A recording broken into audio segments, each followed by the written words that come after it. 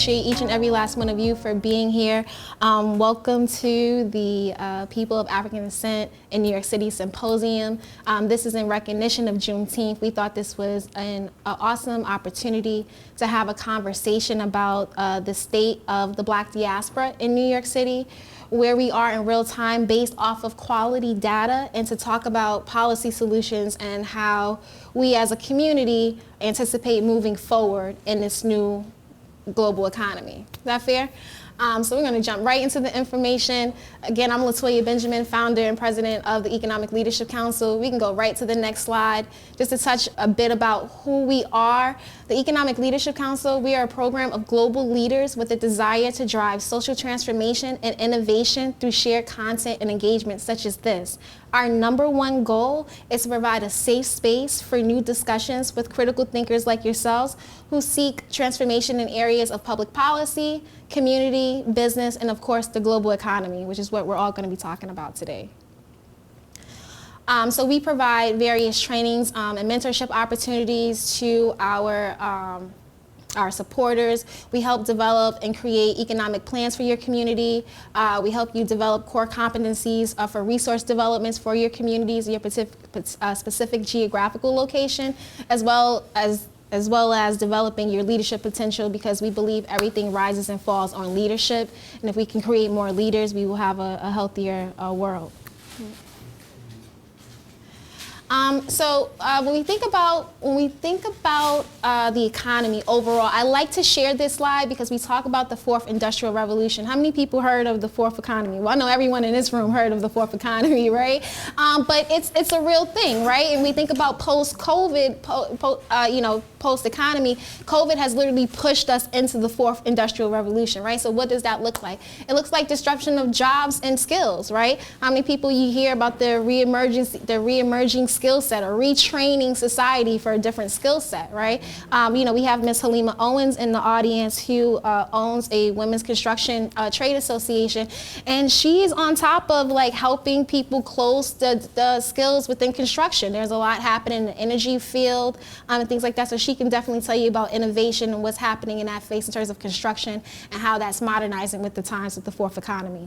Then we have, talk about innovation and production, inequities. We see based off the pandemic how much inequities exist in different industries, right? So now when we're talking about, now things are becoming automated, people are looking at data at a high level, we can measure inequality and put frameworks in place to close those gaps. Does that make sense? Business disruptions, how many of us see technology changing businesses, right? I think the number one industry is franchises, right? We think about McDonald's, how many McDonald's and fast food restaurants now have kiosks, right? Replacing employers for these jobs. So it's important for us as a community to understand where modernization is going, globalization is going, and how we can reskill our economy and our people to ensure that they have a sustainable living moving forward in this new world. This is just some of the initiatives that we do globally. We are a global organization, so we have charity events that we do in Africa. We help build wells through my small investments, helping communities all across the country. So that's a little bit about what we do with the Economic Leadership Council. This is just a video of the workers that was building a borehole. It was a borehole in a shelter for single women and orphans in Nigeria. This is also pictures of our team in Uganda. We have a team, a ELC chapter in Uganda. We're getting ready to work with the Uganda Chamber of Commerce to help create job opportunities and do trade between Africa and America. And we have some really smart girls there. So this is really what we want to talk about. This is like the overall vision of Economic Leadership Council when we have these policy discussions, right? So we think about the triple bottom line, right? Environment, society, and economy, right? And it's so important because, when we think about the environment, that's the first thing that we see, right? When we wake up in the morning, we feel the air, right? We can hear the birds, right? We can feel the wind, right? That's our environment, and that's very important, right? But let's just jump into that middle, that core, that economy. It's something that we don't really see, but it impacts those outer layers, right? It impacts society, it impacts environment. What is that, right? It's business, employment, income, production, consumption, and trade, right? I always tell people, hey, what is economic development? I say economic development is basically the consumption and production of goods and services, right? It's either you're producing and consuming a good or service, right? It's very simple, right? So when we think about how to move forward, we want to be more on the producing side than the consuming side. And we hear a lot of studies, we've seen a lot of studies about Black consumerism, and we have a high level of consumerism in the Black community. And that's a leverage, that's an opportunity in itself, but we can reimagine how we operate in the global economy. And then we have society, culture, education, governance, health, justice, and security, and then again, the environment. So we look at the Economic Leadership Council, we look at economic development from this triple bottom line, and we try to have policy conversations and initiatives to address these areas. So the state of the so this is a map of, and this was from a report that was done by the Graduate Center, CUNY Graduate Center, and this is based off of the last 2020 census data. So we talk about New York City being a city of diversity, right? We have every culture, over 100 languages, over 100 religions, right? So it's very important to see that, we have the the blue here represents majority white. We have this orange, its populations represents majority Black. The green is majority Latino. Asians, majority purple. And that's the gist of it. And this is the difference between the 2010 census and the 2020 census. So we want to recognize the diversity of New York City that makes up many cultures, right? Next slide. But today we are recognizing Juneteenth, right? Which is very important, and to highlight the diaspora, the Black African diaspora in New York City. So of course, this is not a history lesson, so right? we're not debating with anybody about history, right? But if you know part of the diaspora, descendants of Africa, this is how the Atlantic slave trade, this is kind of how it went, right? So this is like a visual, but I think it's important for this conversation because when we talk holistically about the diaspora, how everyone ended up here in New York City, right? Now this is a map of the Black diaspora in New York City. So we just showed you that first map of all of New York City and its diversity, but we want to highlight the diversity of Blackness in New York City. And so this map illustrates, the population of Black populations born in New York State by the 2020 census tract, right? Very interesting. So I have the honor and privilege to introduce some very important key findings that was realized by Dr. Zalima Blair, who is a professor and a lawyer, actually, that's based out of CUNY Medgar Evers College. She was supposed to be here. She sends her regards. Unfortunately, she was unable to make it, but she does send her regards and actually prepped me on sharing this amazing information with you guys in 3 key steps. She wanted me to highlight some specific key points before we bring up Dr. Flateau. So a part of her research in identifying communities of interest, we have African Americans, Afro-Caribbeans, Africans representing folks from the continent. That makes sense, I want to be very clear. Afro-Latino and Afro-Asian, okay? So that's what she focused on and categorized as it being all Blacks. And that number in 2010 was over 217,000, and it's jumped from 2018, a little over 100,000 to 218,000, right? Home ownership. So home ownership of African descent by subgroups, very, very interesting. So we see here, African Americans, okay, we have African Americans, it dropped, right, between 2010 and 2018. From 2010, it was over 64,000. Less than 10 years later, it dropped to 52,000.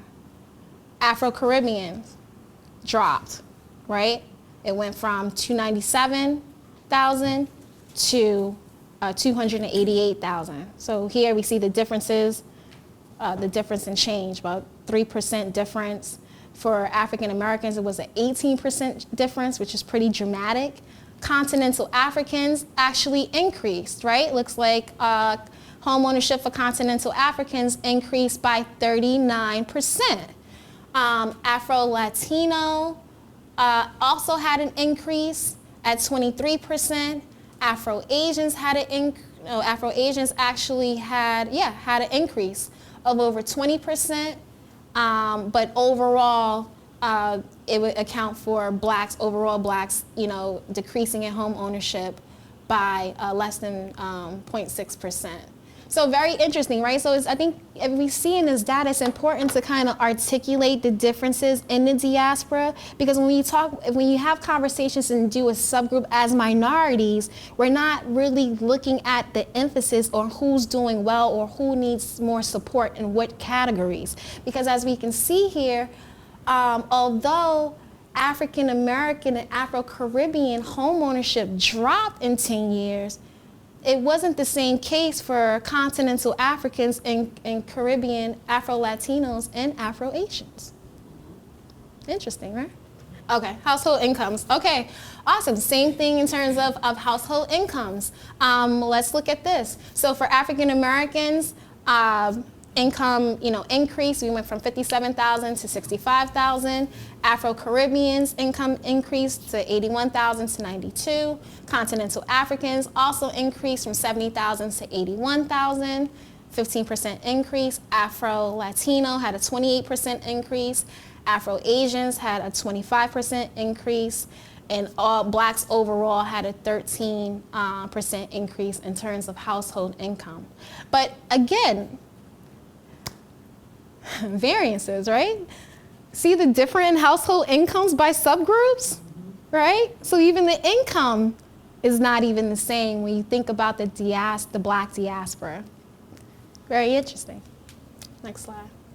And so one of the points that Dr. Blair, in sharing those data points with you guys, what she wanted me to highlight is how racism could potentially be a cause to some of those inequities that we just saw in the data, right? So wanted to highlight 4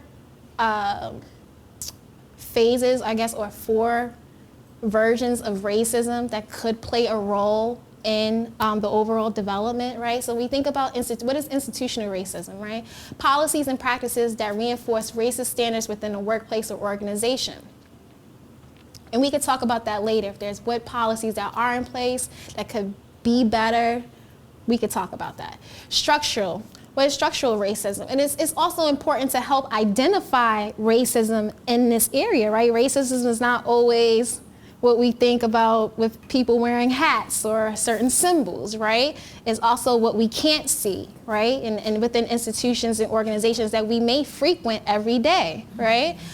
So structural racism, right? What is that? Multiple institutions collectively upholding racist policies and practices. Do we understand? Are there any examples in real time of things like that? Possibly, right? Internalized racism, what is that, right? The subtle and overt messages that reinforce negative beliefs and self-hatred in individuals. And then the last dimension of racism is that interpersonal, right? Racist acts and microaggressions carried out from one person to another, right? So those 4 dimensions of racism, when we think about inequities in terms of people of African descent, it's just very important for us to highlight or just reevaluate, do an assessment of could inequities that exist in home ownership, could inequities that exist in education, could inequities that exist in income be a reflection of one of 4 of these dimensions of racism? So a part of this conversation, a part of this event is for us to have a safe space, to have these conversations, to talk about policy solutions. And so we want to encourage our community. So this is a chart that I put together, that I got online, but I think it's important for us to just look at it, because here sometimes people can feel like this, right? Sometimes folks are at the bottom and they're doing all the work, and then you have society kind of standing on top of your shoulders, right?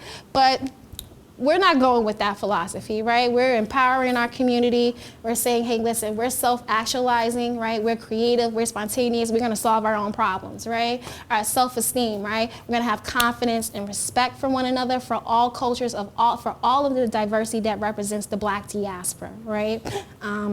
Love and belonging, friendships and family is very important, right? A lot of people identify in culture, even if it's not by race. It could be from food, it could be from the environment, it could be from our anchor institutions. So it's important for us to just create an environment of friendship, family, and belonging with one another and people that we don't know, right? Safety is important for us to be safe, understand what our risks are, and how to maintain a community, a safe community, right? And of course, psychological, breathing, food, water, these things are all important. And that's why we focus on that triple bottom line, right? So that is my part of the presentation. I hope I did Dr. Blair proud in sharing her data. And at this time, I have the honor and opportunity to present someone I have a tremendous amount of respect for. Had an opportunity to meet Dr. Flateau well over 6 years ago when I was working in the New York State Legislature. I got a lot of my data and work, economic development assessments from Dr. Flateau. Then had an opportunity to work with him in real time and be under his leadership. So I can't read everything on his bio, but just to let you guys know who we have that's going to share some more information and some policy solutions to what we just talked about. Dr. Flateau is currently a professor at the City University of New York. He's a professor at Medgar Evers College. Some of the things that he's done throughout his time, he was the chief of staff to Mayor David Dinkins. He was the senior vice president to the New York State Empire State Development. He served as the executive director to the New York State Black, Hispanic, Asian Legislative Caucus. He's an instructor, a strategic advisor in business. His education, he has a PhD in political science, a master's in political science, a master's of art in political science, a master's in public administration, a bachelor's of art in English literature, and of course, he's a doctoral graduate from the Graduate Center. So, ladies and gentlemen, please help me welcome no other than Dr. John Flateau. My commentary? Okay, well, thank you, Latoya Benjamin and the Economic Leadership Summit. That was a very impressive presentation for part one for this very important symposium. And the piece that Latoya, or part of it that she was covering, was a report called the COI, or Community of Interest Study, that was done by or on behalf of the New York City Redistricting Commission. And I want to express publicly my gratitude for Latoya answering the call as my brilliant chief of staff for the Redistricting Commission, New York City City Council Redistricting Commission. I'm going to focus on where Black wealth and home ownership with a presentation that I was invited to present at a joint legislative public hearing.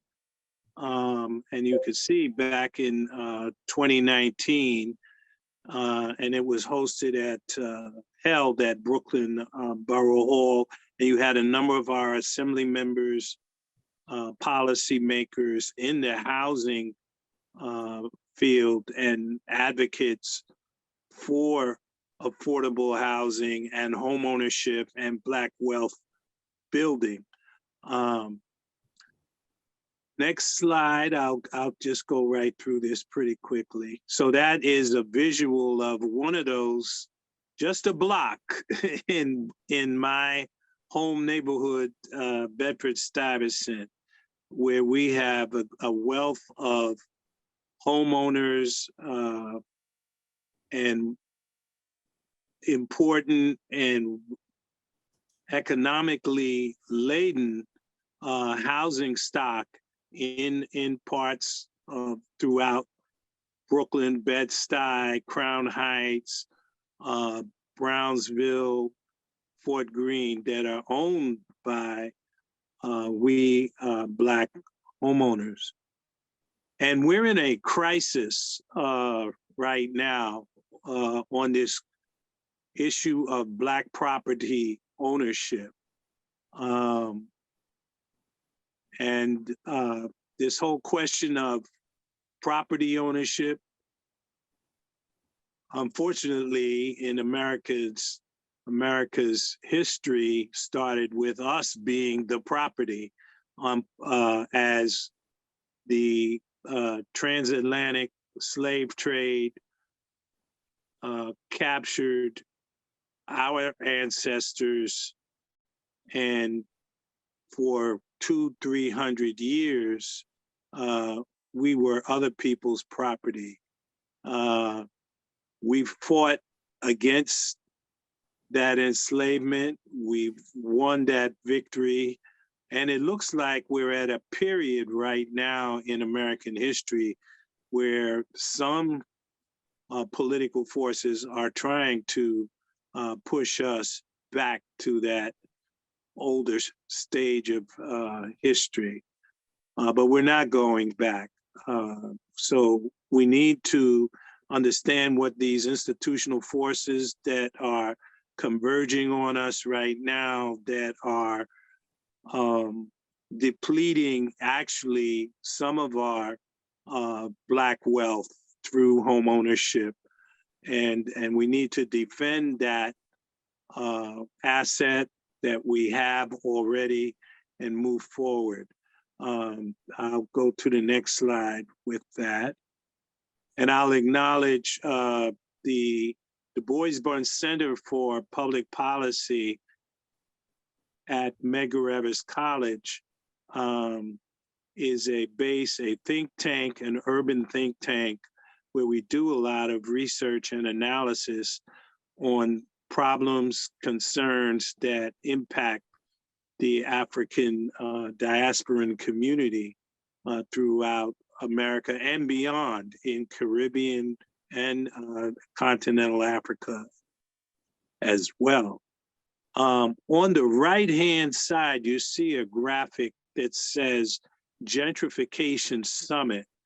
And that is a steeple church symbolically, because we're not only should be concerned and focused on individual homeownership, but as an institution, our religious institutions are probably in a lot of communities own as much land and buildings in our own neighborhoods that we now occupy in our Southeast Queens and Harlem, Central Harlem, Bed-Stuy, Central Brooklyn areas. And we actually did a major conference on this question of gentrification and its impact on our local communities and on our religious institutions that are also building and land owners, because we are losing ground there as well. We'll go to the next slide on this. Thank you, Latoya. And on the left is actually, that's my home church, Bridge Street, AME, African Methodist Episcopal Church, the first Black Christian denomination in America that goes back to the late 1700s, early 1800s. And on the far right are actually two of my relatives, two of my great-grandfathers, who were both involved, very actively involved in Black church institution. One was a pastor and the other founded a church and religious communities in Washington, D.C.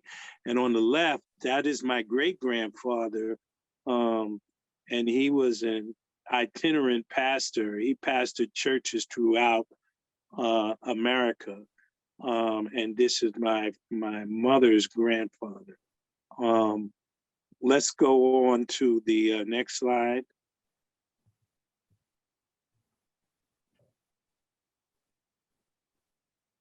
There's another project. I mentioned that the Du Bois Run Center is a think tank, and there are other centers, research centers at Medgar Evers College, where our president, Ramsey, is fond of saying that social justice and economic justice are in our DNA.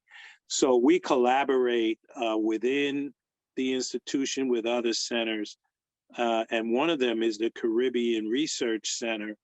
And they asked the DBC, Du Bois Bunch, to look at this question of how much land, how much buildings we have just in central Brooklyn communities.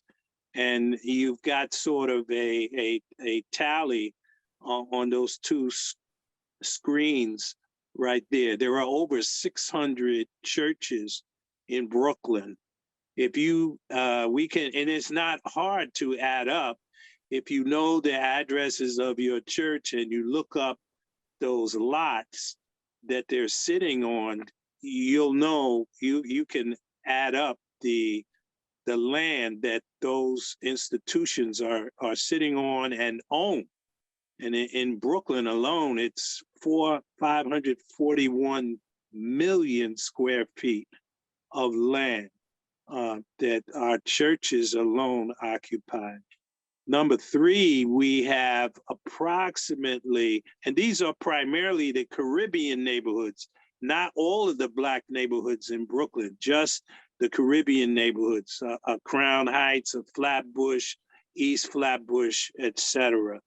And you have at least 36,000 homeowners and homes in central Brooklyn that are owned and occupied by Caribbean homeowners. And the value of just that subset of homeowners in Brooklyn is over $18 billion. That's a number 2012. So that was 10 years ago. So clearly the value has gone up. And then we have some other demographic figures in that blue screen. And then I spend a minute to talk about our faith institutions. And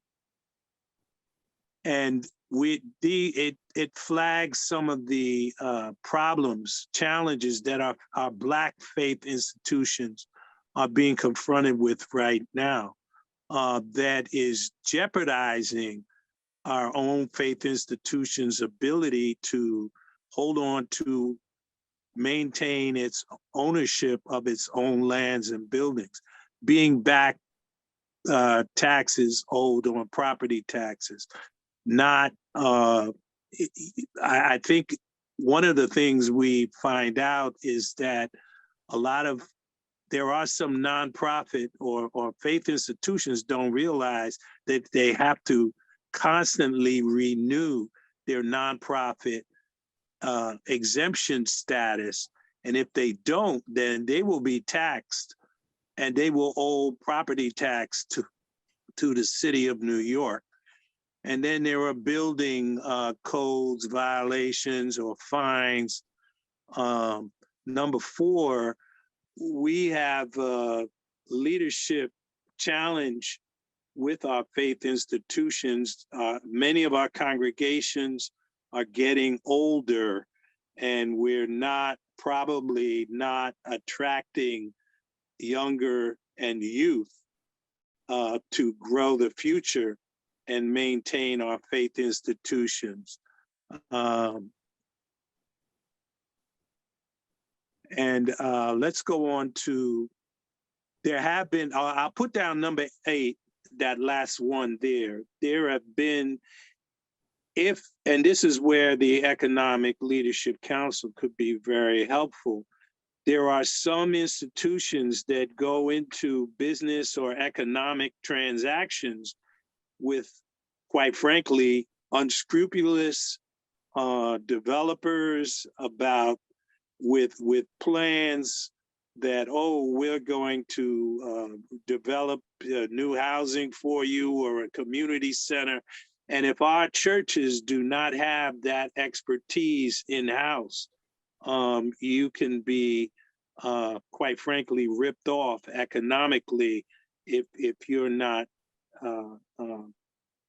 shored up with the right expertise, legal, financially, as faith institutions that they have signed up to work with, partner with private sector to develop some of this land and rebuilding. Oh, okay, let's go to the next slide. Thank you. So most of the rest of the data and graphs you'll see are coming straight from the US Census Bureau. And we have also an affiliate of the Du Bois-Buns Center for Public Policy. We have an officially recognized US Census Information Center. And we use that data, housing, economic, demographic, et cetera, often when we're doing our research. So this gives us an overall picture of the housing stock throughout New York City and which major racial groups own or occupy the housing stock throughout New York City. So there is over 1 million homeowners throughout, that's that first line, total occupied housing units. And the other thing is that looking at the dates, this should be updated, by the way, this is more research. I had the opportunity to harness some graduate students who helped put this together. It takes a little resources when you're doing research and putting reports together. And it runs, the data you're looking at runs from 2005, which is before the housing crash, which was around 2008-9, which, by the way, is not over. There is still a backlash that we're going to get hit because during the pause of the pandemic in the court system, evictions and other problems with housing, home ownership were slowed down, and now that process is going to pick up again. But it runs from 2005, I think, all the way up to 2017. So you're looking at data, we should probably bring it up to, we can bring it up to right around 2021 or 2022. That's the latest data that's out.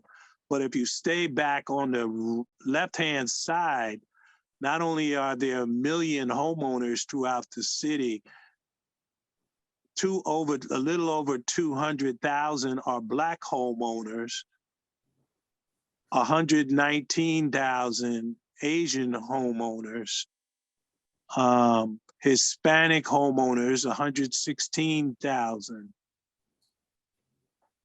And that gives you a breakdown by race and a patterns over the years. This is the data, and then I'll show you some graphs. A picture is worth 1,000 words when you're looking at all these numbers. So let's move on to a couple of slides where we'll see some actual graph lines that tell us what's going on. This next slide shows where, at least as of 2013, when the foreclosure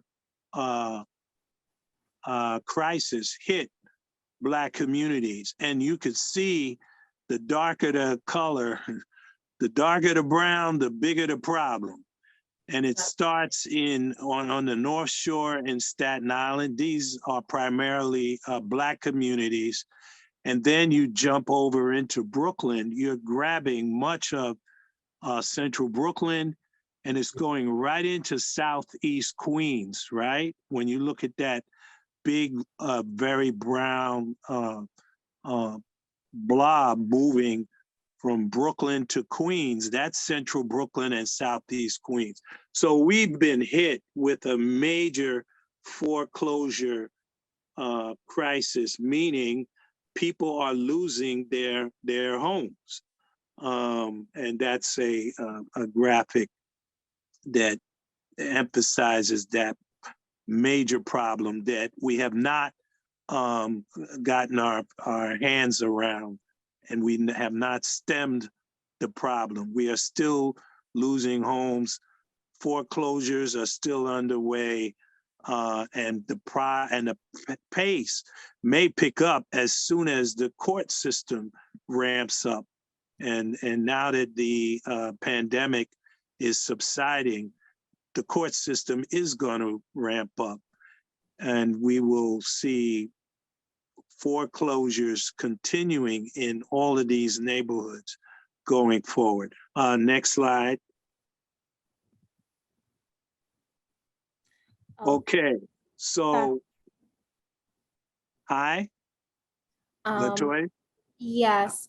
We're going to go to the next slide, and then just let me know when you want to go to the policy solutions. Okay.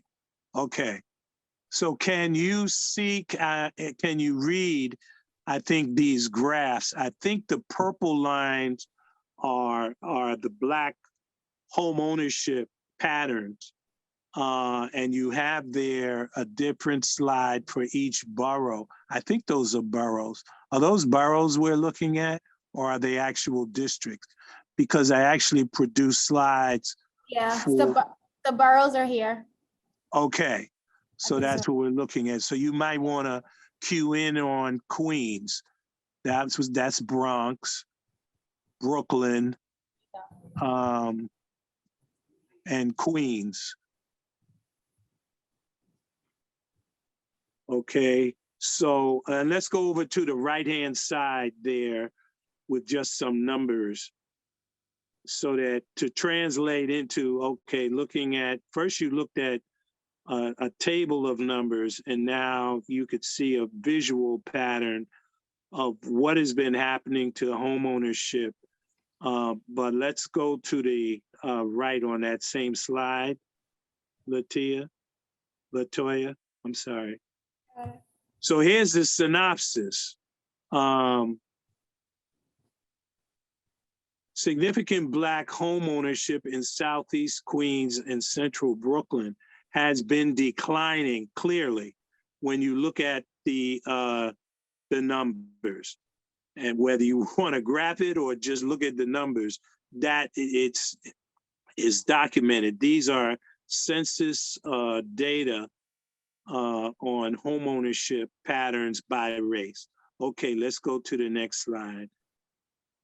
I think we're almost done, and then we'll move over to the next one. Yes, we'll keep moving. Next slide, please. Next slide. Is this Queens? Well, these are some of the highest filings, I believe, for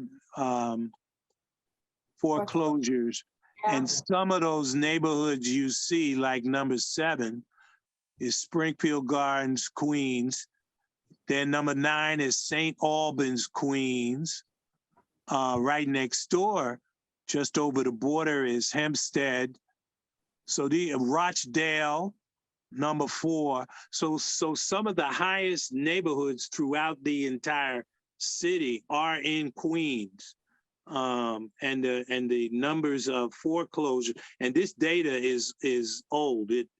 It should be updated. Unfortunately, it'll probably scare us more when we get to 2022, that this pattern has not subsided. But you have a number of half of these neighborhoods that are on the hit list are in Southeast Queens. And I wanted to call that to your attention. Next slide. Okay, Dr. Flato, just a quick question. Assemblyman, please ask. Hey, Dr. Flato, Assemblymember Anderson. Hi, Assemblyman. Good to see you. I'm looking at your number 4 rank for Rochdale Village. Yes. For Rochdale proper. What's the boundaries for Rochdale proper? Because I'm wondering if there's like a disaggregation between Rochdale Village, which is actually homeowners too, through cooperatives, versus Rochdale, the neighborhood of homeowners around. Well, they don't say. This is a. If we could go to the bottom, Okay. this is another nonprofit that did this report. Foreclosure. No. Right there. Go back. Right at the bottom on that same chart. Okay. See, foreclosure risk in New York State. And it was a new economy report. I believe that might have been produced by the state of New York. And notice it just says Rochdale. It doesn't say Rochdale Village. So it's more of an aggregate figure. So it may have, I don't know if it has Rochdale Village lumped in there, but we know that that is a standard major or important now Black neighborhood in Southeast Queens is Rochdale Village, like St. Albans and Springfield Gardens, et cetera. So we can get that kind of data updated, but you're looking at 219, which means that data is about 4 years old or 3 years old right now. That's pretty close. Okay, Assemblyman? Thank you. And the data that you have for 413 and 434, that is consistent with Springfield Gardens proper being among the highest in terms of foreclosure. Awesome. Right, and this matches up to those earlier graph charts that show, unfortunately, what is your AD number, Assemblyman Anderson? 31. Yeah, you're high on the list.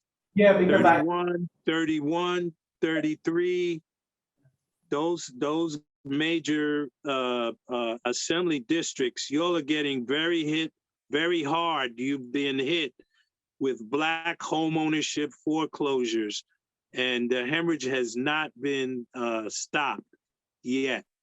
And whatever policy and programmatic solutions, you want to take a very hard look at whether they're effectively, undermining this problem. And I'm not so sure that it is. Absolutely. Just to add on to that, the Springfield Garden, I'm sorry, folks. That's what it's for. The Springfield Gardens portion of my district is where we're seeing this, but also is interested to see the Rockaway piece because the homeowner breakdown for the Rockaway Peninsula is something like 70-30, meaning 70% renters, 30% homeowners. So that means a small bit of homeowners that are out there are getting extra squeezed. Yes. The data is telling me. And then the district holistically, I'm what am I, 60-40? Yeah, 60-40, 60% homeowners, 40% renters. The Rockaways kind of drives that number up because of the volume folks we have there. And if you look at two factors, you just use two different terms, one renter and the other homeowner. And what's probably happening is that homeowners are losing their home ownership, and now you've got more renters there. And you can pick that data up from the census reports. that I've been using for those earlier slides and those first data tables that we were looking at. So the idea is, yes, it's very important to pin down what is going on, in your district, and you seem to have a handle on that, Assemblyman Anderson. And the next question is, okay, what do we need to do to stop this hemorrhaging of Black wealth, Black home ownership? Because that also that home is also using to finance kids and grandkids, college educations. It also means that we as homeowners, our wealth is declining or being squeezed, and it's also going to impact those congregations in our faith institutions that are our anchor institutions in these same neighborhoods. The pastors will be able to tell you very quickly, probably, particularly over the pandemic. And that's a layer on top of this foreclosure problem that started all the way back in 2008, 9, before the pandemic hit. But they could tell us for sure that revenues that are sustaining the nonprofit faith institutions in our communities are, quite frankly, losing revenue. And now that's creating a problem for the ability to hold on to churches, their buildings, their lands. And then here comes the city with property taxes and building code violations. And next thing you know, somebody else might own that church or that parking lot or whatever. But let me finish up here. I'm going to just come to the last point that we're on. This was another joint legislative hearing on the pandemic and post-pandemic potential scenario, where a number of experts were asked to dialogue with the legislators, our assembly members and state senators. And I came up with this short list of what needs to happen so that Black communities, neighborhoods, et cetera, we do not get caught behind the curve. And with the devastation, the racial inequitable impacts of this pandemic going, if it's going to happen again. So number one is digital education. We really need to pay attention if we get in a situation again, a health crisis, where schools would be shut down. We need to have our communities, our neighborhoods, our families, and our kids in position where they can take advantage of a second mode of education called digital education. Number two, actually, Mayor Adams recently announced a broadband initiative. I think they're piloting right now in at least 6 NYCHA developments, partnered with major for-profit IT companies to provide almost free broadband, internet, et cetera. And that is not only going to help out on the education level, but on the healthcare level. If we jump down to number 4, if we had more telemedicine in place, we certainly would have been able to save more lives and preserve more healthier residents in our own Black communities, brown neighborhoods, if there had been more telemedicine in place, and that ties into the broadband and internet access on a much greater level. Let's jump down to number 6. A shortage. There was clearly a major shortage of health care workers all the way up the line from literally, you could say, custodians to nursing assistants to nurses to doctors. We don't have enough of our own young people that are being trained right now.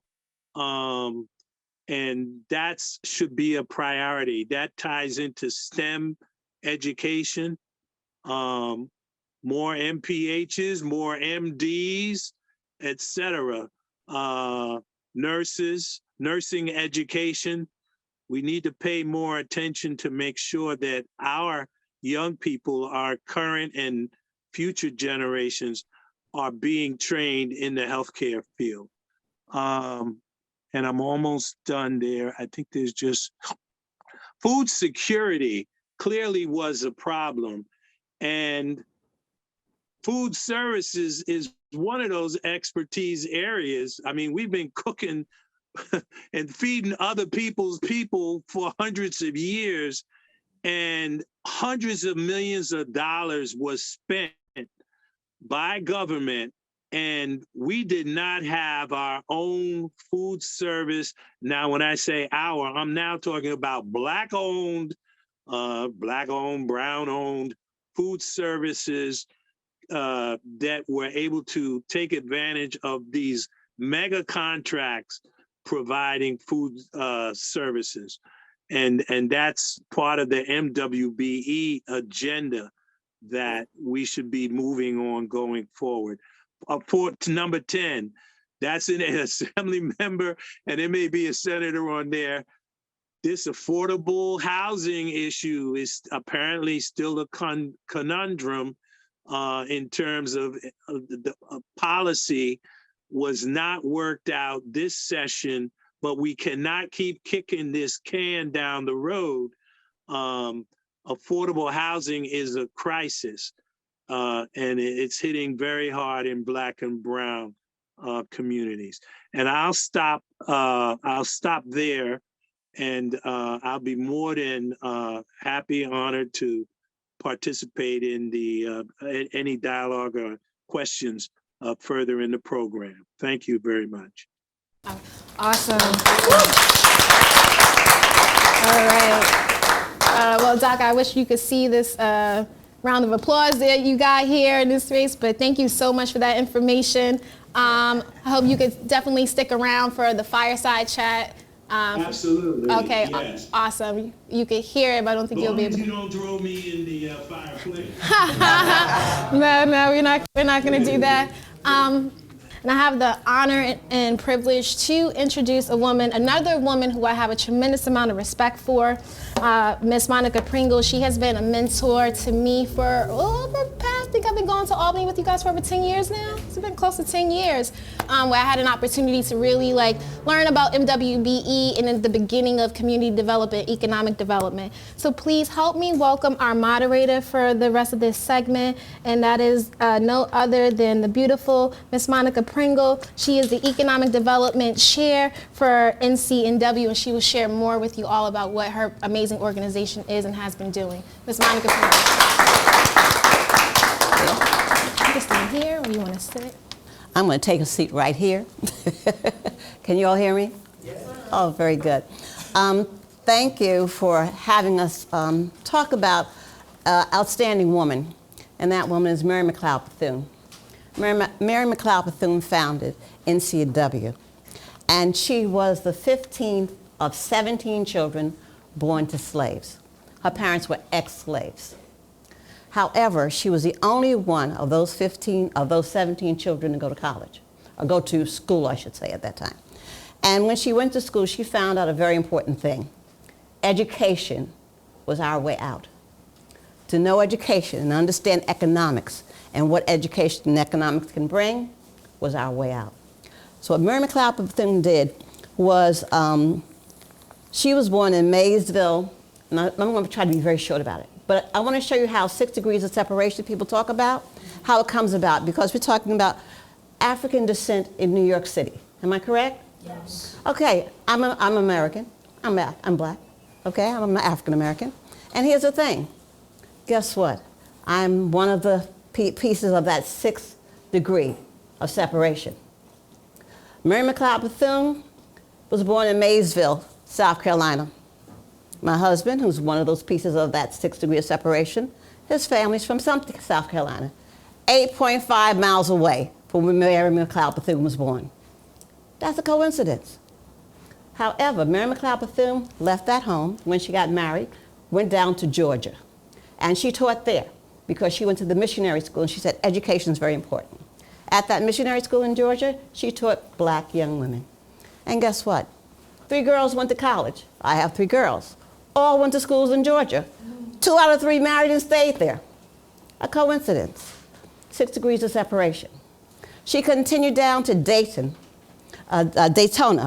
Florida, where she founded the Bethune School for normal and institutional teaching. And what she did was she joined with Cookman, which was an all-men's school. She had 5 young ladies and 1 male, which was her son, and they joined with the men's college. And that became the Bethune-Cookman College. My summers were spent in Florida, Tallahassee, Florida. You know why? My mother, one of those instances, was born in Tallahassee, Florida. Is that odd? Because the same trip Mary McLeod Bethune took, I had to stop in Jacksonville, Florida before I got on another train to go to Tallahassee. Wow. Interesting. Now I did my husband, I did my mother, I did my daughters. But let me do my father. And the young man is sitting here from the same place my father's from. He happens to be, my father lives only, I think about 5 miles, or was born only 5 to 6 miles away from Galveston. Guess what? Galveston, Texas. Guess where Juneteenth was? The last day in June in 1865 is where 500,000 people gathered. And guess what? My relatives were there. My family members were there. Whether they were free, whether they were married to someone who was free, or whether they were slaves. They were there, and they were told about that. And that was in Galveston, Texas. And today she asked me to come here to speak. She did not know that that was my 6 degrees of separation. So I talked about my mother, I talked about my husband, I talked about my children, I talked about my father. But when I was talking to Harry, I said, Harry, you know what? He's from Texas. Most of the folks go where, Harry? California. My father didn't. When he joined up in the service, he ended up coming and staying in New York. And guess who we met in New York? The young lady who went to the Cookman to Cookman. And that was my mother, here in New York. That was the black migration. So here you go, African descent, right here in New York. That's how we got here. We were a big part of it. So thank you very much for asking me to be here. Mary McLeod Bethune believed in things. And let me tell you what she believed in. I leave you love. Love builds. It is positive and helpful. It is more beneficial than hate. I leave you hope. The Negro's growth will be great in the years to come. Yesterday, our ancestors endured the degradation of slavery, yet they retained their dignity. And she did. She was respected by many people, going from the president, which is Franklin Delano Roosevelt. Not only that, but his wife, Eleanor Roosevelt. And guess what? One of my father's sisters married a Tuskegee Airman. How did Tuskegee Airmen get there? Guess what? Mary McLeod Bethune talked to Eleanor Roosevelt and Franklin Delano Roosevelt. And that's how we got Tuskegee Airmen. Where there is hope, there can be no endeavor. Where there is unity, there is strength. I leave you a thirst for education. Knowledge is a prime need of the hour. I leave you respect for the use of our power. The power of good and great purpose creates pleasure. I leave you faith. Faith is the first factor in life devoted to service. Without faith, nothing is possible. With it, nothing is impossible. And you have to remember, she always remembered our youth. And that's one of the things she talked about. She said our youth need the education so that they can go on and do what they have to do. Mary McLeod Bethune, and I happen to be a person who went to Lincoln University. First year women, it was all men, real quick. And the thing about it is, came back here. Of course, we joined SNCC. Of course, we did what we had to do. That was during our time. And now we came back. I said, well, you know what? Let me come back to New York. I came back to New York. A lot of us did. A lot of us baby boomers did. We came back to New York. We did what we had to do. But what we needed to know is what else did we have to do? And we had to work with Southeast Queens and what was going on in Southeast Queens. We had to get York College. We had to talk about how we would do things. We had to talk about we had the Southeast Queens Corporation. And a gentleman who was the executive director of the Southeast Queens Corporation, Jim Halliger, is in the audience. He ran that corporation. And that corporation, give him a hand. That's a Morgan State man, so I don't talk to him. We don't talk to Morgan State people. But what you have to realize is this, that we came back, and that was important. But when I came back, all my travels and all my trips, I happened to be one of the charter members, and there were 3 of us that sat and talked. Reva Anthony, who was our organizer, Linda Lloyd, who became our first president, and myself, who had the school at 195th and Linden. It was a Montessori school. For some reason, I guess I fell out with Mary McLeod Bethune's trails again, because Montessori was not in Southeast Queens. And that's where we held our meetings. That was the incorporation of the National Council of Negro Women Queens section. And that was in 1987. So let's give them a round of applause. Latoya, thank you. She was one of our speakers at our Economic Development Corporation, at our Economic Development program that we had. And Latoya comes to Albany with us every time we come back. And hopefully next year we'll be back in Albany with AMNI. AMNI was the Association for Minority Enterprises. Hopefully it'll be back there next year, okay? And that was Nat Singleton, he started it, and James Halliger is continuing it. So let's do that. I'd like to call up now Mr. Harry Wells.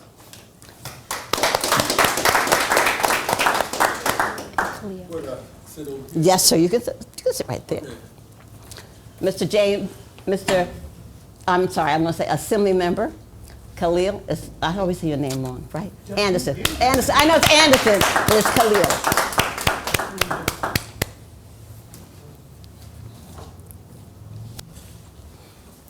Now, one of the things I have to mention again is the first director for your program, sir, was Mr. James Halliger at York College. Am I correct? And what is the name of that program?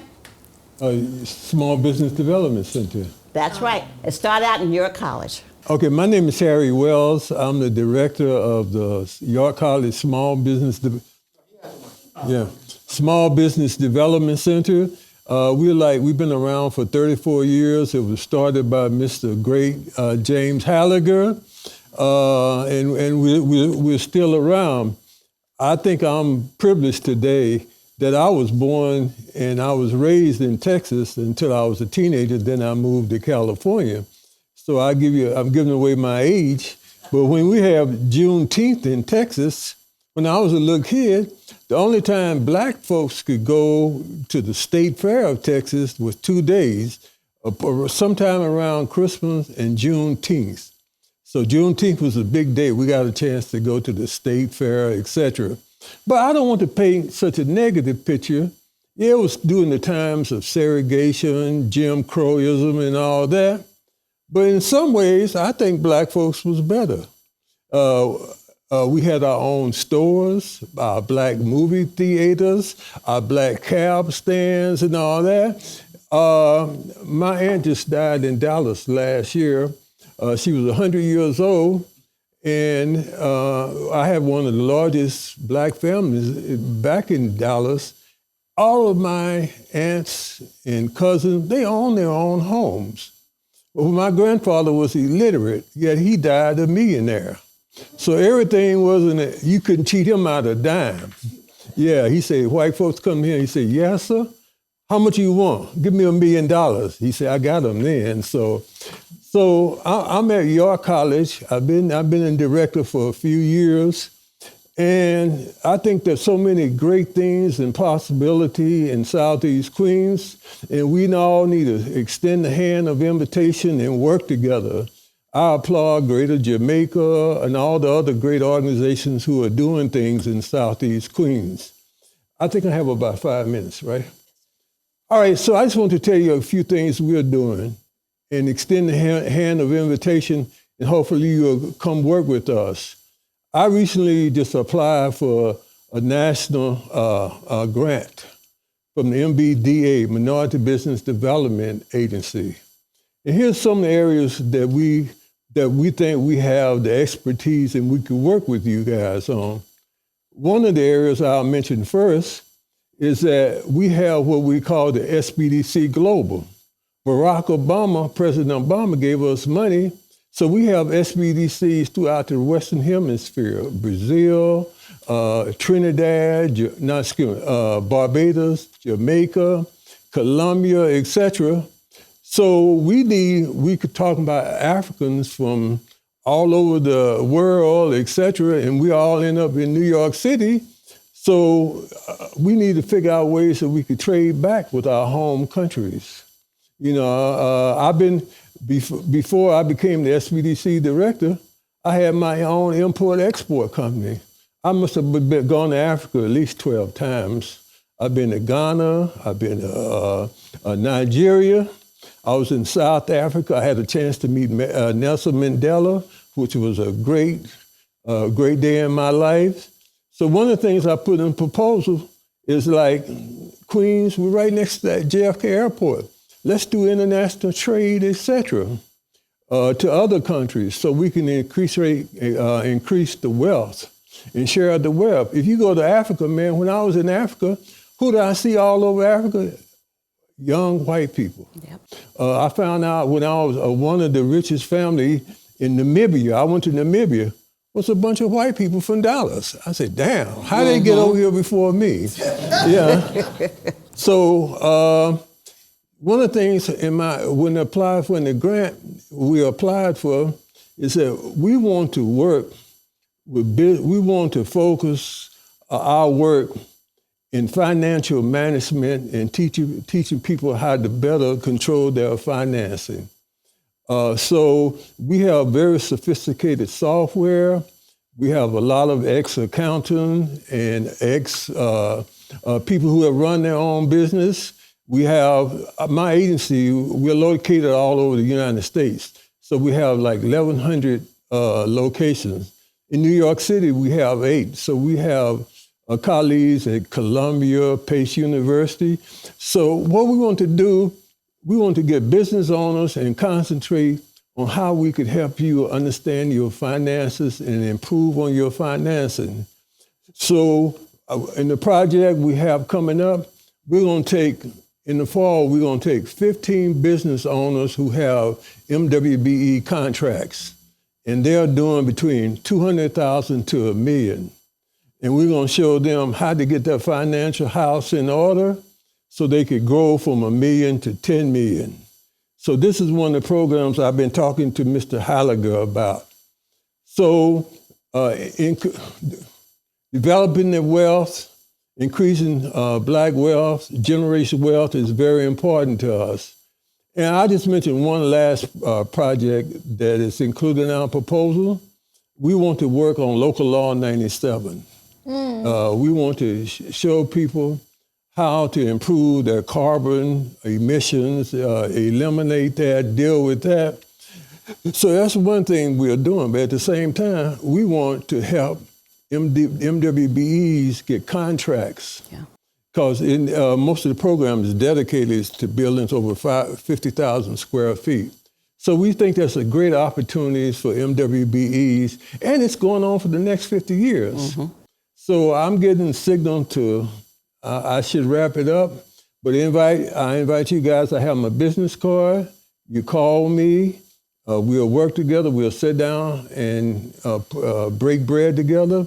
If we get the money, I like to share it so we can all, in the next 10 years or 5 years, we could make some significant step forward. One question. What's your telephone number? The best, 718-263-3873. And you're located at? York College. I'm in the science building at York College. The main number is 718, well, let me give you 929-392-9318. That's my cell number, and that's the best way to get me. Because right now, York is not at full capacity. Okay. Thank you. Okay.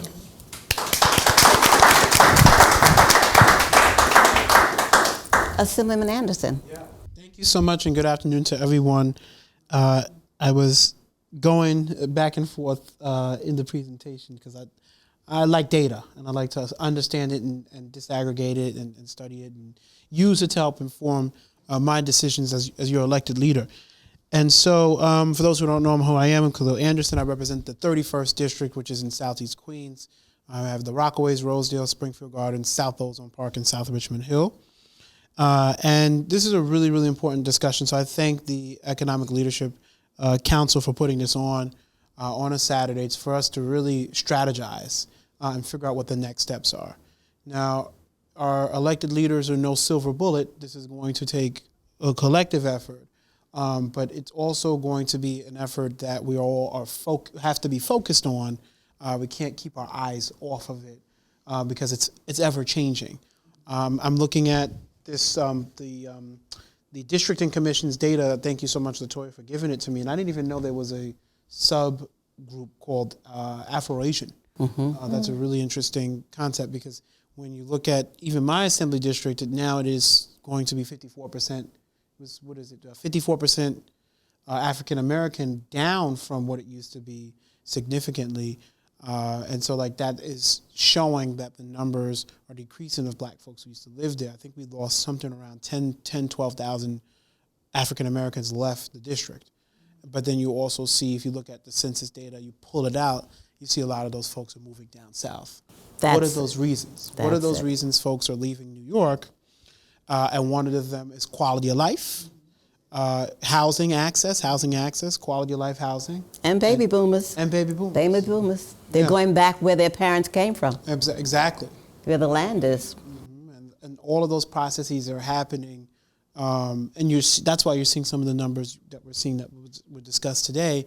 But also even the skill set of home ownership, that piece is not being passed on. That piece is staying with the baby boomer, staying with the other folks, and then not passing on. And so I appreciate Professor Flateau because he's been at this for years. And some of the solutions that he proposed are some stuff that I'm working on in the legislature, and I'd encourage you all to push your elected officials to join us in that work. But we formulated the Black Legislative Task Force, and this is comprised of legislators both in the Senate and the Assembly trying to figure out Black-specific policy, right? Making sure that we have policy. Yes. Yep. Oh, yeah. Got to be targeted. Yes.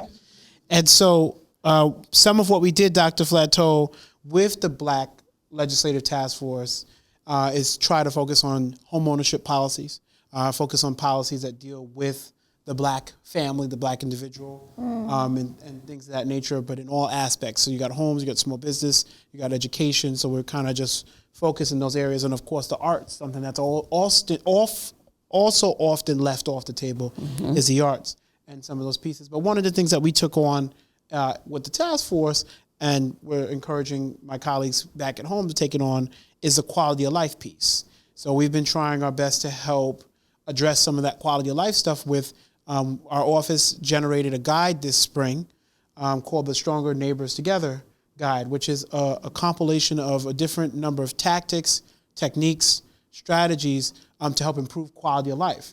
Everything from learning how to be a better neighbor. You'll be surprised how many folks will leave the neighborhood because music is being played. Something as small as that quality of life issue will cause folks to leave. So we put that guide together dealing with that, how to deal with mental health crises. You know, it runs the gamut. I wish I had a copy of the guide, but we have it on our website. The chief can get it to folks. But that guide is something that we created, even conflict mediation, right? Like you might have a conflict with your neighbor, and that conflict might cause you to feel the neighborhood's unsafe, and then you want to leave, and so on. So that guide is in circulation across the district. We're trying to work at it from that angle in terms of quality of life. In addition, yes, ma'am. We only have a few more minutes, but I wanted you to continue and make sure that you let us know about the name of that guide again, okay? Yes. Before you end, about 2 more minutes, correct? Yeah. Well, so we want the assembly member to finish, and then we just have time for one question for the One far question. side. Okay, so I'll try to be quick. Some of the stuff that we were fighting for in the budget as a task force included the restoration of a Mitchell-Lama-like program. Oh. The Mitchell-Lama program, for those who don't know, was a program that came around. I think it was the bill's named after a senator and an assembly member that founded a program that creates subsidy and creates subsidized housing in the form of cooperatives, which is a form of home ownership. And so we tried to recreate that program and restart that program, because that program has not created or developed any new units, I think, since the 80s or the 90s. So we were calling it Foundations for Our Future, and that was what we were pushing in the budget. And that would help incentivize developers, hopefully our folks who develop, to be able to create affordable home ownership. Part of the reasons why you don't see affordable home ownership where people can actually afford it is because the subsidy doesn't exist. You have to subsidize those units. So you have to subsidize them to the tune sometimes of $125,000 per unit in some cases, and who's going to take on that risk for a mortgage over 30 years and so on. So we've seen a lot of success in moving folks from NYCHA into these cooperatives, into blue collar, black middle class. So we wanted to help create that program. Unfortunately, it fell out of the budget. But we did expand dollars for the homeownership protection program, your neighborhood housing services of Jamaica and the like, those institutions that need the resources to help preserve and keep folk in their homes. Everything from helping seniors remodel their homes, because that's also why folks leave, because they can't afford the upkeep. Mortgage can be paid off, but if you can't afford the upkeep at that point, it's a moot point. So those are some of the pieces, just in a nutshell, that we've been working on, both locally, but as a task force. And if you should all ask your assembly member or your senator, are you a part of the New York State Black Legislative Task Force, and what are you pushing to help sustain home ownership? Because while we're also working in favor of the renters who exist in our community, because we want to preserve all of our communities and every one of them, we have to propose ideas and concepts to help preserve the homeowners. So we want to do both. We have to do both, because both of them are our people. So that's just important to talk about. So please ask your legislators who's doing the both, who's walking. And again, the name of that guide, Quality? Yes, the name of our guide is Stronger Neighbors Together. The Stronger Neighbors Together guide. It can be found on our assembly website, nyassembly.gov. And it's just a series of strategies, techniques, steps to help improve quality of life for the homeowner. Thank you very much. Let's give them both a round of applause. Thank you so much. We have one question. Yes. Assemblyman Anderson, you One second. indicated you have a web for that document or report, I thought. Yeah, it's on my assembly website. So if you go to nyassembly.gov, you click my picture. I'm now the second member listed because my name starts with an A. And you Okay, all right, thank you. yeah, but you click it, and then you should see it in publications. We have the Stronger Neighbors Together, and it's a guide. So we want to get it out to civics. We want to get it out to homeowners. We want to get it out to individuals, because these are strategies. We'll make them available here, my chief said. So. Oh, very good. Yep. Thank you. Excellent. You had a question? There was one question in the audience? Please state your name, your background. Zalika Johnson. So question for the senior remodel, is there a tax incentive that can be given to contractors or small contractors that would help seniors remodel their home? That's a great idea. And what you could possibly do is go through a senior eligibility program, like process, where seniors who are eligible for it if the contractor shows proof, then they will be able to remodel and do a tax incentive or something to that extent. That's a great idea, Zalika. I'm taking that back. Oh, because we that's could, why I said it. yeah, right. Because we can actually legislate that and try to figure if there's something. Correct. Because right now, Remodel NY or Restore NY, I forget the name of the program. Restore, Chief? Hit it with the green energy part. Right. From that angle, Yeah. because not only are you remodeling folks, but you're also making them more energy efficient. Correct. Yeah. So this That actually, fits into the governor's bill. right. She's good. This one is good. Keep her. So we have Restore NY, which we put more dollars into Restore NY. I don't know if some of the pieces in Restore NY require us to do green upgrades. So that's something for us to look back at, Chief, to see.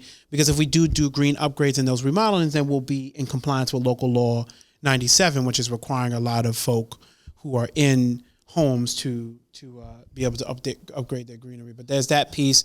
But there's another way to draw dollars down from the Climate Leadership Community Protection Act, which is doing a number of different granting opportunities for folks to upgrade and switch over to green. Yes, yeah. Yep. The other thing is, I recently learned that on Housing Connect, the affordable housing website, that they have a section where you can actually purchase a co-op. I didn't know that. Oh, yes. I just learned that. It's like very few. There is very few. There's one right now in Brooklyn. Yeah. Since I just learned that, I don't know if there was any in Queens, but possibly See? that's something that can happen. Well, one, we don't want to lose you. We want you to stay right here in Southeast Queens. But in other instances, like Brooklyn, right?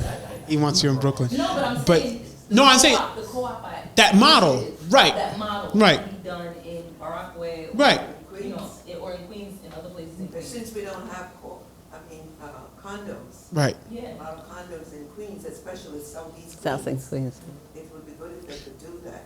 Well, and that's why I was saying we were fighting so hard in the budget to get Foundations for Our Future, that funding for that to restart the program of Mitchell-Lama, which was a program that created affordable cooperatives. You can pay $10,000 or $20,000 down in a Rochdale or in a Nordec. Nordec is in my district in Arverne, and get a 3-bedroom with an $1,800 per month maintenance, right? And then now you have a person that owns shares, right? So we were trying to do that in the Foundations for Our Future. It all fell apart because we did have some folks from Southeast Queens attacking the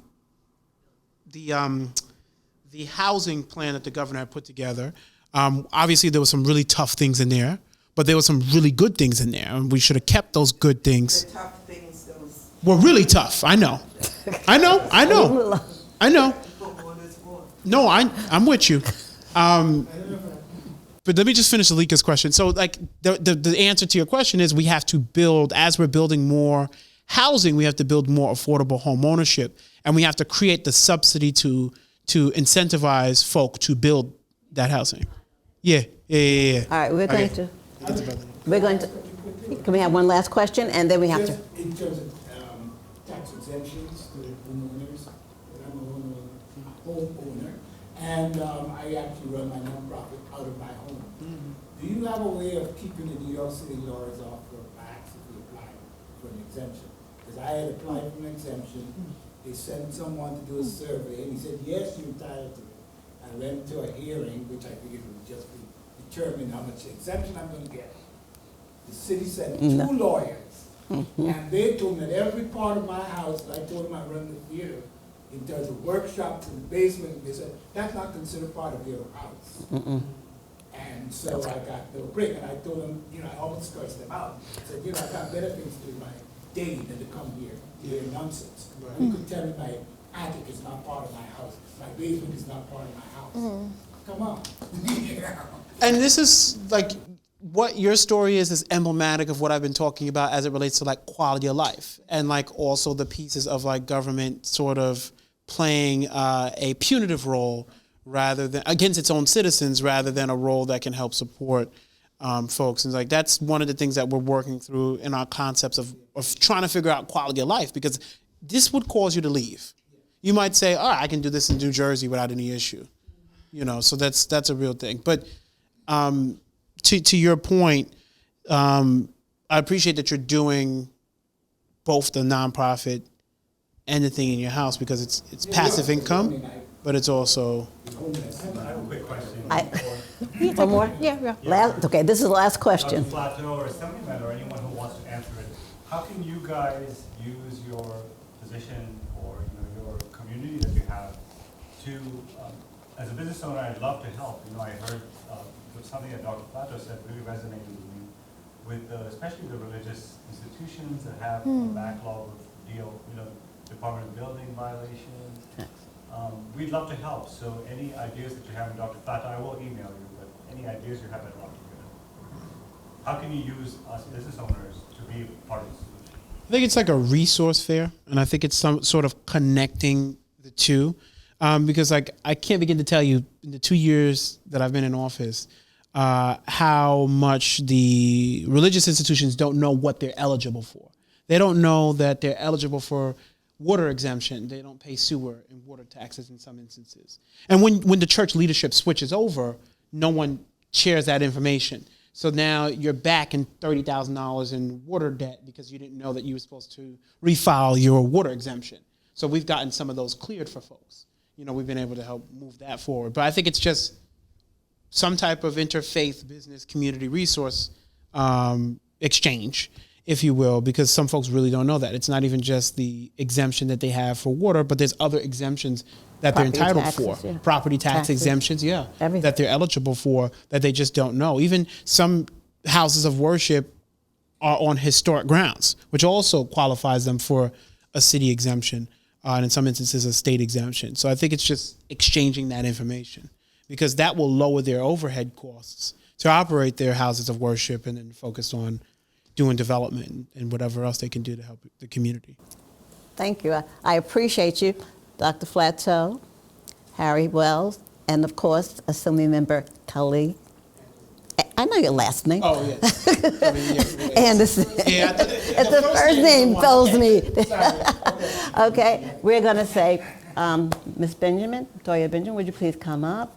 Awesome. All right. So you can. All right, let's give a round of applause to our fireside chat. I think that was awesome. That was awesome. Thank you so much, Ms. Pringle. Thank you so much, Mr. Harry Wells and my Assemblymember Khalil Anderson for such a great conversation. You guys. Yes, you shared a wealth of information. As we wind down this event, I want to thank you all. This is so important. We know I just learned about Juneteenth maybe a few years ago. So it's important for us to have conversations about what Juneteenth means, where we are in space and times in terms of the diaspora and how we can do better, right? And again, the Economic Leadership Council, we create a safe space to have these conversations. I want to thank our sponsors. I want to thank Greater Nexus. I want to thank you, Ms. Monica Pringle. I want to thank the NAACP and our government, NCNWS, and the NAACP. Thank all of our corporate sponsors, our community sponsors, as well as our government sponsors. And I would like two things. I would like to just have Mr. Heiliger, if Mr. Heiliger just could come up and say a few words on behalf of the Juneteenth event. And then we'll also would like our media sponsor, Devin, to come up and just introduce himself and say, after Mr. Heiliger, say a few words. And then also we want to just do a special acknowledgement to our corporate sponsor, Ms. Halima Owens of AWCWA. I want to recognize. So, all right. Quick, yes. 166. Good morning. Good morning. Good evening.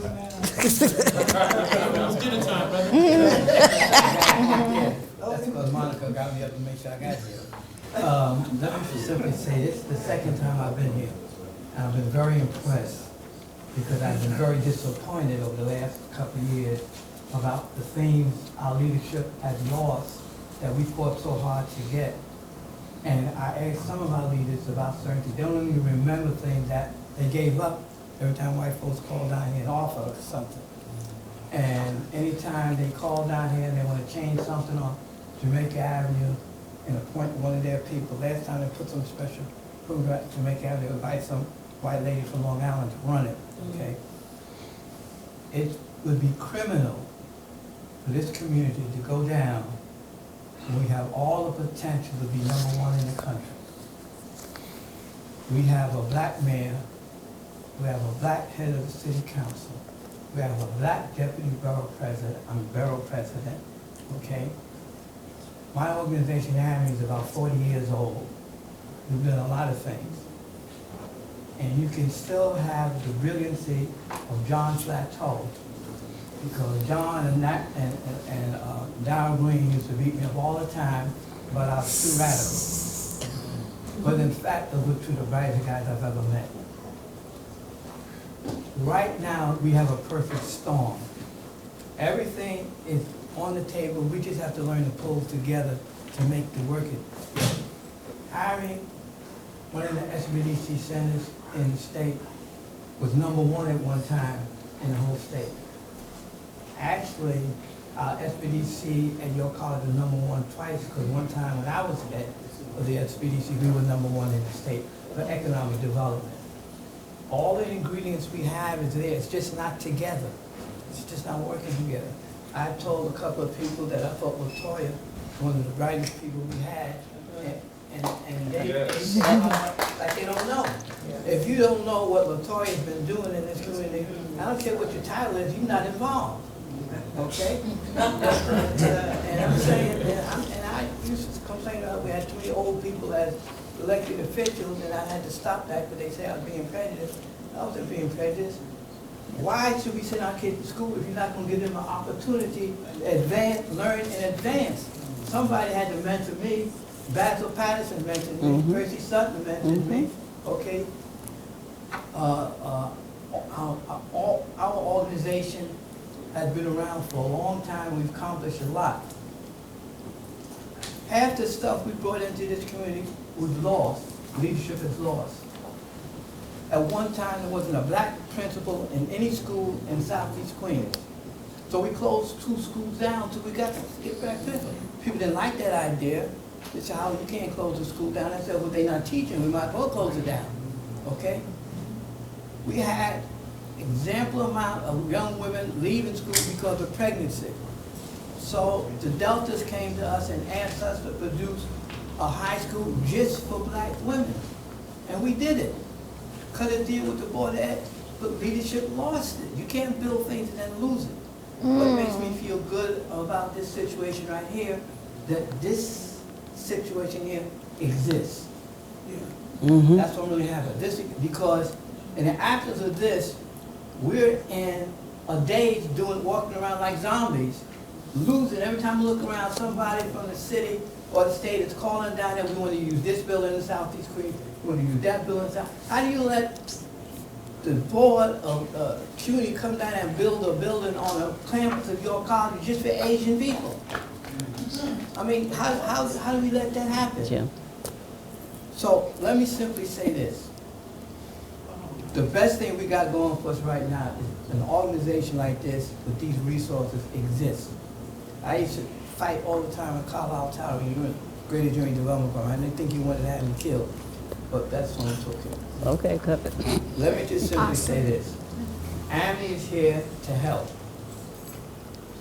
Our position may not be like some people's positions.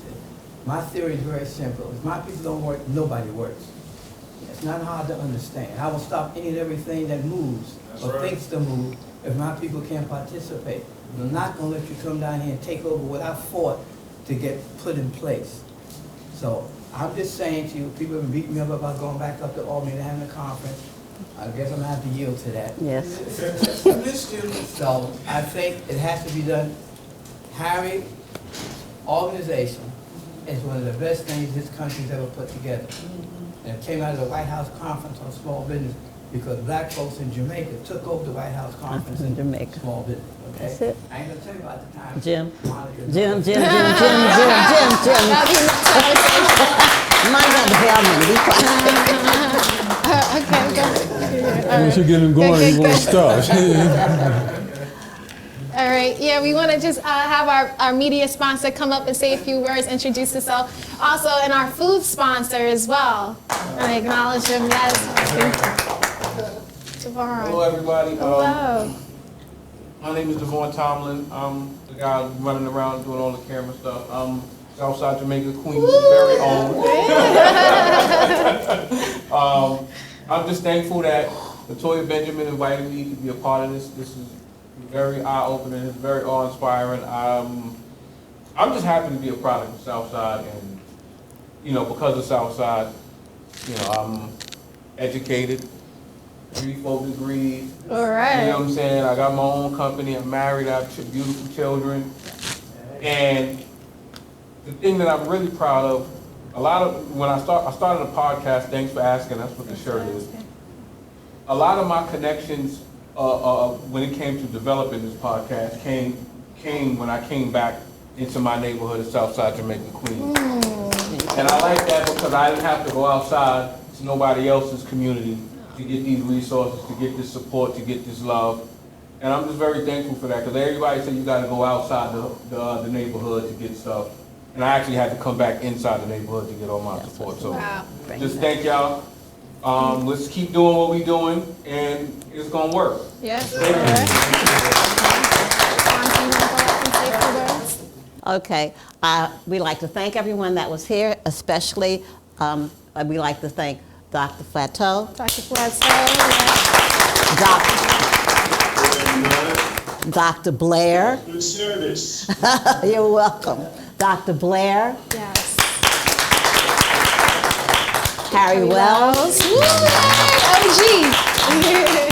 Assembly Member Khalid Anderson. Did you want to say a few words? Okay. Yes. Yeah. Yes, please. Oh. It's you. One more person wants to speak? Yeah. Okay. Sorry. What do you want me to do? Yeah.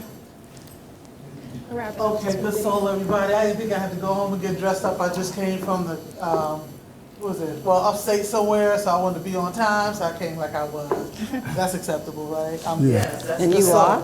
So I'm really proud of. You are? Oh, I'm sorry.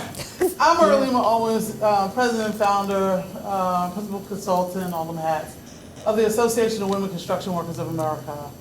I, along with the late Joy Beard, God bless her soul, started an educational program in construction called Building Success with AWCWA.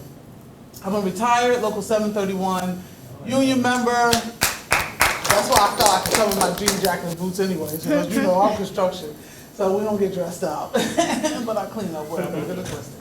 Okay, so anyway, not to go all off. So that's me.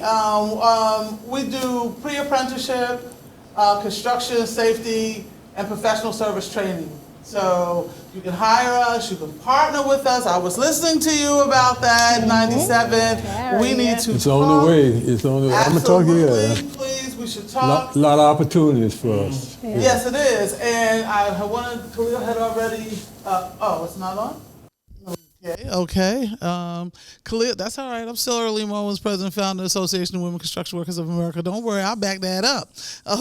Okay. So Khalil had left already, but and some of what you had talked about, Dr. Plateau, what I was wondering is what is happening with foreclosures, because as Dr. Plateau had already said, eventually they're going to come after us for home ownership, but some of these home ownerships are going to be lost from children who inherited reverse mortgage over the COVID time. So has anybody looking that up in black families? And that will be the next topic on economic development.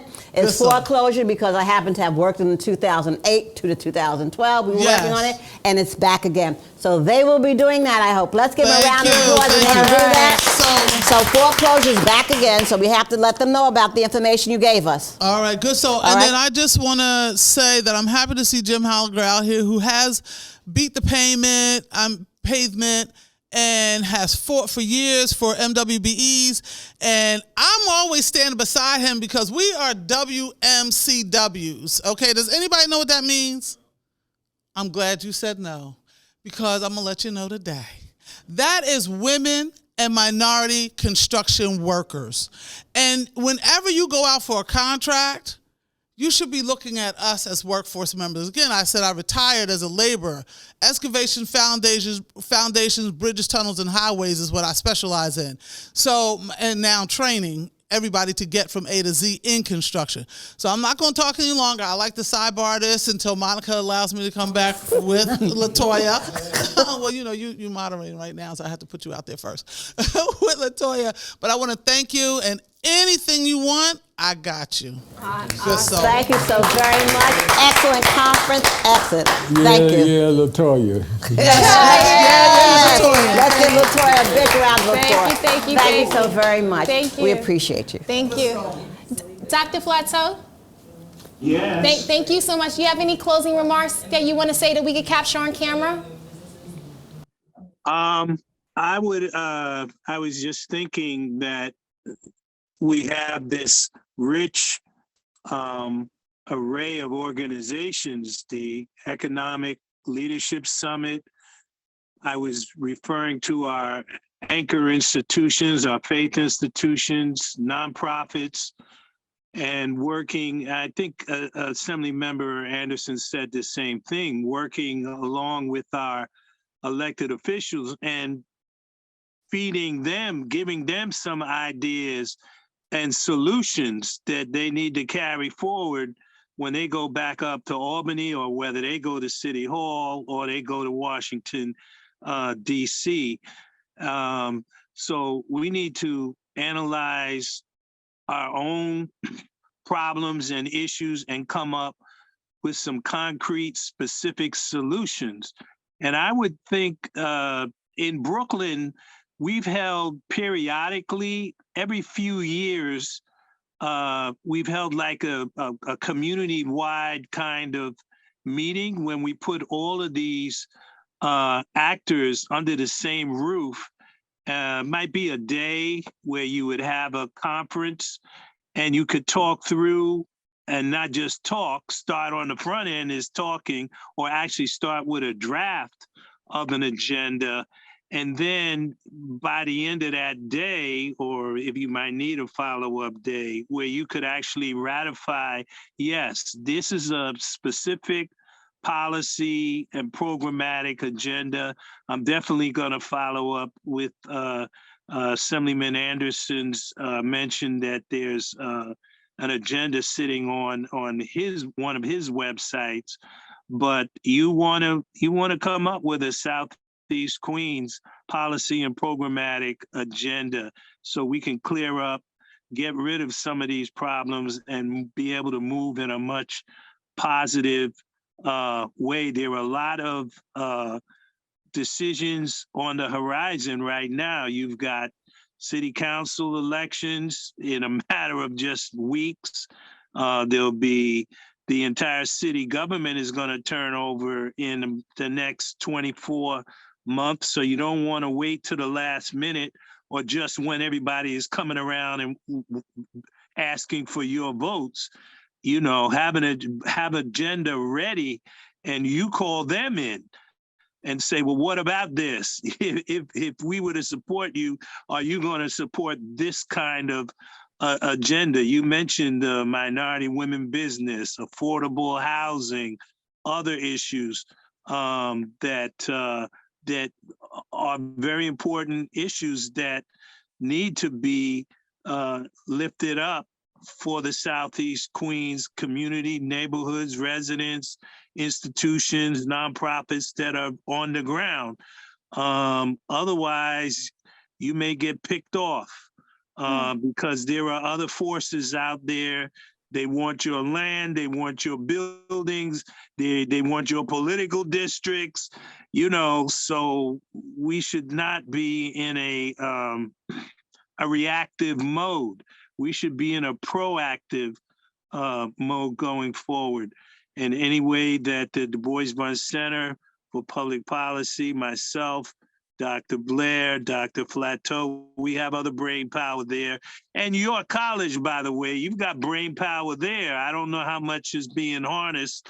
I know that Harry's been working over there for a number of years, but that's sort of a view that I think SEQ should be moving ahead. You should be planning your SEQ conference wide at some point soon, and then coming out of that with an agenda, and then let everybody sign on for it and hold everybody accountable for delivering on a piece of that, realizing that agenda going forward for better quality of life for all the residents and communities and important institutions that are in and around SEQ.